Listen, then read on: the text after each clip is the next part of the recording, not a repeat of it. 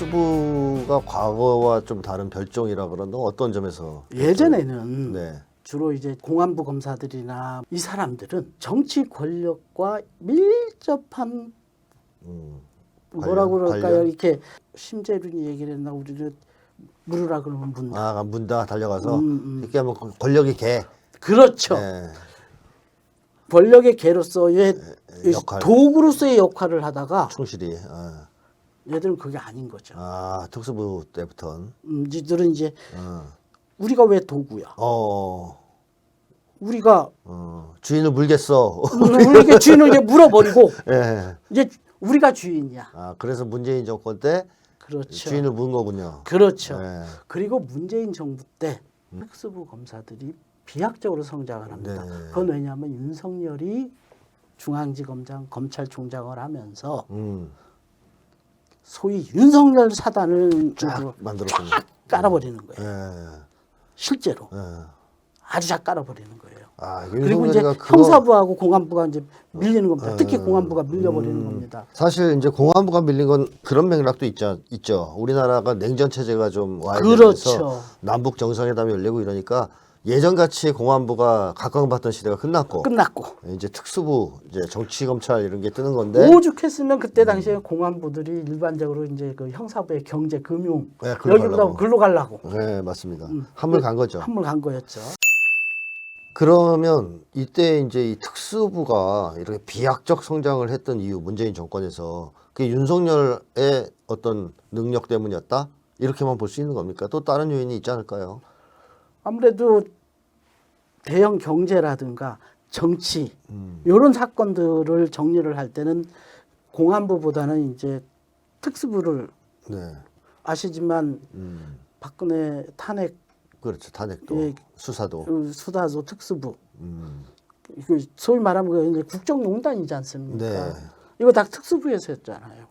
그다음에 대형 경제 사건 다 특수부에서 해야 되고 그래서 이제 소위 말하면 한동훈이가 무슨 뭐 이 조선 제1검 뭐 이런 얘기들을 듣는 거고 무슨 네. 조선 제1검이야. 어쨌든 조선 제1검이라고 하는 얘기도 하고 그랬으니까. 네. 그러면 이제 특수부 그런 사회적인 부분하고 또 일정하게 그러한 정치적인 부분들을 이제 정리를 하려고 이의제기하려고 했던 문재인 정부 속에서 특수부가 비약적으로 성장을 하고 전유직을 장악하는 거죠. 이거를 문재인 정부가 예측을 못했다고 봐야 됩니까? 알고도 뭐 못 막았다고 봐야 됩니까? 그것까지 내가 지금 어쨌든 이 문재인 정권에서 드디어 윤석열이 자기 사단을 만들어서 그렇죠. 검찰 공화국을 완성시킨 거란 말이죠. 완성시킨 거죠. 그렇죠? 검찰 공화국의 끝판왕을 이제 만든 그렇죠. 거죠. 이제는 대통령도 무서워하지 않는. 그렇죠. 그러니까 그리고 지가 대통령이 되는. 그렇죠. 마침내 되는. 그리고 뭐 그 밑에 있는 꼬붕이가 법무부 장관이 되는. 더킹이라는 영화를 보면 이 검사들이 다 맞아요, 자기네가 맞아요. 세상의 왕이어서 맞아요. 저놈은 대통령 되면 안 돼. 맞아요. 뭐 얘는 뭐 이렇게 지네가 세상을 주물럭주물 하잖아요. 맞아요. 그게 이제 사실은 윤석열 사단의 모습을 정확하게 보여주는. 지들이 되는 거죠. 이제 누구를 만드는 게 아니라. 네, 이제 우리가 직접. 그러면 지금 이 정권은 과거와는 정말 다른 검찰들에 의해서 장악된 뭐 검찰 파시스트 정권이다. 뭐 이런 규정이 가능하겠네요. 그렇죠. 우리가 그래서 아마 뭐 그런 얘기들도 하는데 본인은 법치주의라고 얘기하는데 그게 법치주의가 아니고 법률주의다. 뭐 이런 얘기 지적도 하고 뭐 이렇게 하지 않습니까?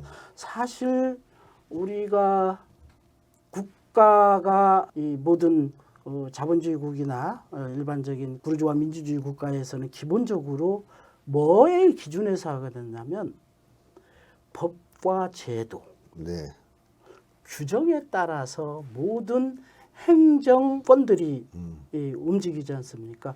그 법과 제도에 기반한 건데 이 법과 제도를 명문으로만 받는 거죠. 그리고 그 해석을 자의적으로 해요. 자기네가. 그렇죠. 쉽게 얘기하면 검찰이 법과 제도 위에 서서 법과 제도를 사유화시켰다. 자기네 그렇죠. 걸로. 그렇게 보시는 거죠. 우리가 보통 행정기관이나 뭐 이런 거는 사실은 법을 해석하는 기관은 아니에요. 그렇죠. 집행하는 집행만 기관일 해야죠. 뿐이지. 네. 그런데 이제 그걸 해석까지 하는 거죠. 그렇죠. 우리 한동훈 장관 잘하죠. 예, 해석을 예. 합니다. 열심히. 우리가 해석까지 다 하는 거죠. 네. 그 그러니까 해석마저도 이제 지멋대로. 네. 그러니까 한마디로 법을 사실 유명무실화 시킨 거예요. 그렇죠. 예. 형해화 시켰다라고 예. 우리 보통 얘기하죠. 있으나 마나한 거로 만들었고 자기들이 필요하면 이렇게 쓰고 그렇죠. 저렇게 필요하면 저렇게 쓰는. 그러면서 이제 국민들은 이제 더 이상 검찰과 사법기관을 신뢰할 수 없게끔 만든 세력이 바로 이제 이 검찰 파시스트 세력이다. 이렇게 봐야 되겠고. 그리고 제가 이제 자주 얘기했었지만 과거에도 원래는 몽둥이로 통치하는 게 제일 좋아요. 이 독재자들은 그걸 원할 겁니다. 윤석열 대통령도 만약 가능만 하다면 잡아다 막 패고 고문하고 싶겠죠. 그러나 심정으로. 심정적으로는. 그러나 이제 시대가 그거를 용인하지 않기 때문에 그걸 쓸 수가 없고, 그렇다고 군인들을 다시 동원해서 총칼로 할 수 있는 시대도 아니고, 그럴 때 가장 유용하게 써먹을 수 있는 것은 역시 검찰이다. 이렇게 이제 봐야 되기 때문에 이 권력이 검찰로 넘어오는 것은 그런 어떤 시대적 흐름과도 관련이 있고, 그 과정에서 마침내 검찰 파시스트 정권이라는 유례없는 정권을 대한민국이 만들어냈다. 그렇죠. 이렇게 윤석열이 이렇게 볼 수 있겠습니다. 다른 나라에도 이런 정도의 검찰 파시스트 정권이 아니 있습니까? 기본적으로 네. 수사권과 기소권, 수사와 기소 다 이걸 갖고 갖고 있는 다 갖고 있는 경우는 검찰을 이런 검찰은 대한민국밖에 없기 그러니까 때문에 딴 다른 데서는 불가능하네요. 이런 게 불가능하죠. 아마 영국에서 기소독 정권 때문에 문제가 돼서 그 아마 이제 정리를 했는데, 그게 아마 이제 영화로 나왔던 게 아버지의 이름으로인가 왜 그 아일랜드 그래요? 어떻게 예. 그게 이제 조작하잖아요. 아, 네, 그렇죠. 그래서 그 이후로 영국도 아마 정리가 그 다시 손을 좀 봤다. 그렇죠.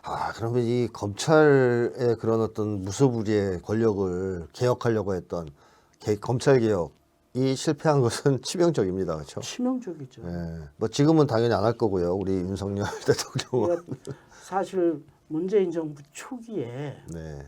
당시에 이제 민정비서관에 백원우고 그 다음에 그때 민정수석이 조국이었단 말이에요. 그리고 그 민정비서관실에 행정관들이 쭉 있어요. 근데 문재인 정부 초기인데 아주 출범 초기. 네. 어떻게 보면 이제 혹이죠, 개혁을 해야 되는. 검찰의 눈치를 엄청 봐요. 그때부터. 왜? 왜? 이미 그때서부터 긴장 관계들이 있었던 거예요. 엄청 봤어요. 그러니까 쉽게 하면 쫄았다는 얘기 아닙니까? 쫄았어요. 검찰한테. 검찰에 쫄았어요. 이미 기선 제압을 당했었어요. 그때. 아니 그래도 민정수석과 민정비서관이면은 이게 이제 검찰 쪽인데 오히려 거기 눈치를 보는 거예요.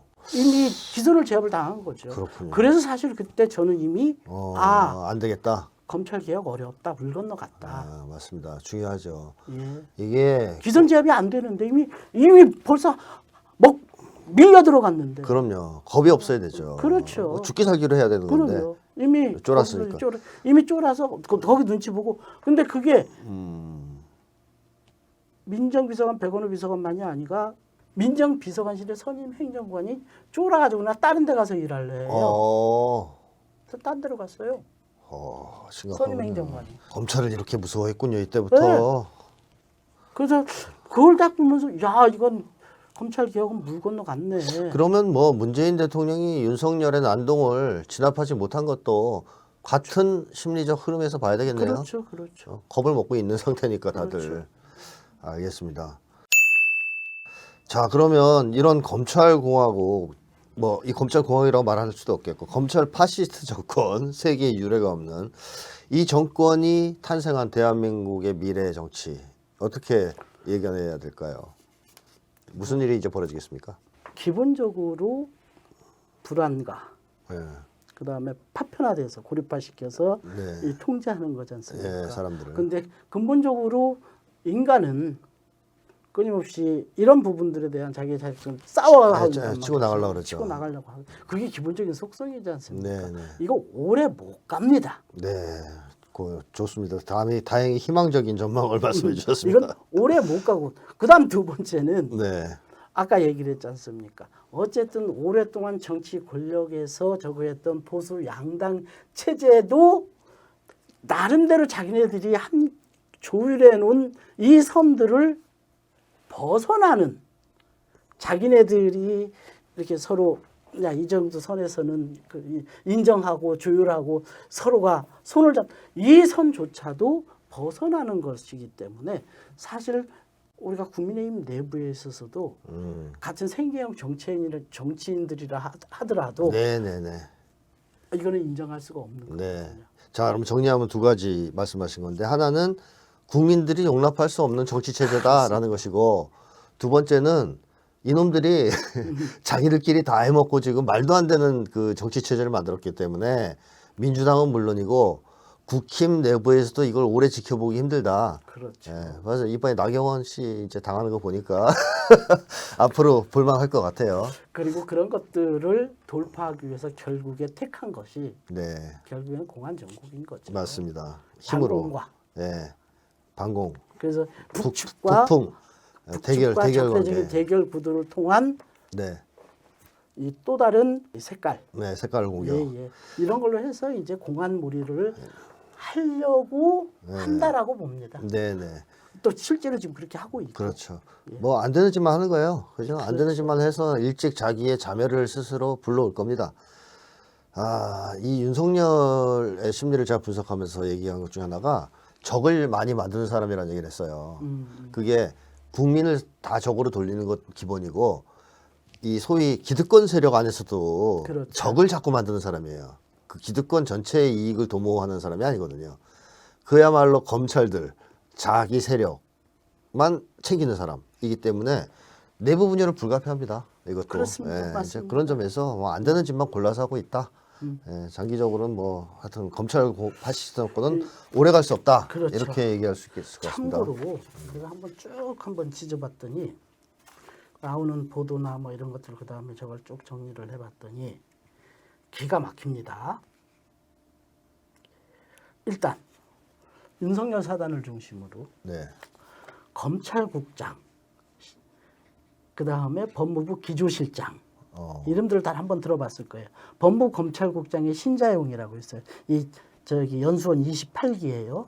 윤석열 중앙지검장의 특수 1부장이었어요. 법무부 기조실장의 권순정이요. 29기예요. 이게 당시 검찰청 저기 할 때 대변인이었어요. 아마 권순정, 한동훈 이렇게 서로 카톡 대화방 뭐 이런 것들 텔레그램 대화방으로서 유명했던 그 권순정. 네. 그 다음에 이제 뭐 요거 지금 다시 바뀌긴 했는데 대검 차장 지금 대검 검찰총장이죠. 이원석.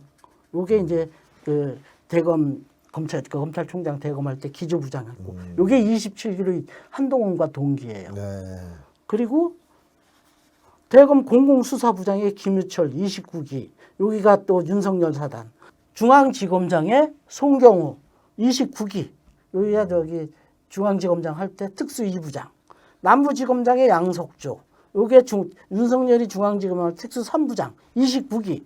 그다음에 서부지검장의 한성리. 요게 중앙지검 윤석열이 중앙지검장 할 때 4차장. 그다음에 지검장 검찰의 꽃이라고 하는 수원지검장 지금 이재명 수사하고 있는. 홍승욱 요 28기. 저기 윤석열이 중앙지검장 할 때 형사 1부장. 대구지검장 주영환 27기. 윤석열이가 저 청문회 검찰총장 될 때 네. 청문회. 그다음 제주지검장의 박종근 28기. 여기가 또 윤석열이 중앙지검장 할 때 형사 2부장. 그래서 윤석열 사단이 헷갈려 있는. 완벽하게 장악을 했구만요. 예. 예. 여기 뭐 공안부 거의 없어요. 형사부 완전. 지금 검찰들도 형사부 애들 입이만큼 나오는 거예요. 지네끼리 다 해먹는 거죠. 지네끼리 다 해먹는 뭐 저럴 수가 있냐 그것도 저것들이. 예. 그것도 네. 특수부에 저 멀리 있던 애들이 아니라 자기가 데리고 수족처럼 있다. 데리고 있던 애들만 쫙 까라는 거죠. 그러니까 사실은 의미가 없는 거예요. 한동훈이가 법무부 장관이나 검찰 윤석열이가 다 하는 거야 지금.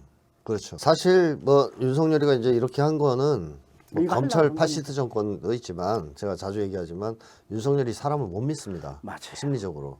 그러니까 자기가 정말 수적처럼 데리고 있어서 믿을 수 있는 사람만 요직에 갖다 넣는 거예요. 그러니까 검찰 내부에서도 장기적으로는 불만이 누적될 수밖에 없습니다. 그런 식의 인사를 계속하면. 자, 어쨌든 뭐 충격적인 얘기들을 많이 듣다 보니까 머리가 좀 아픈데요. 자, 앞으로 또 막 이 검찰 파시스트 정권이 하는 짓들도 뭐 말씀해 주시고 또 제가 여기서 공개적으로 얘기를 할 수는 없지만 예. 그 사실은 모 지검장이 네. 지금은 그 쫓겨났어요. 쫓겨나서 옛날 한동훈처럼 저기 연수원에 가 있어요. 이 양반이 이제 좀 후배긴 하지만 이제 윤석열과 거의 맞짱 썼으니까 저도 이제 사표를 내야 되겠는데 사표를 내지 말라 그랬어요. 싸워라. 버텨라. 아, 기다려라. 옛날 한신도 다리 밑을 기억지 다리 밑줄 않냐? 기어갔다. 그래서 지금 버티고 있어요. 네, 잘하셨습니다. 버티고 그런 분들이 버티다가 한번 들고 일어나야 되겠죠. 어차피 네.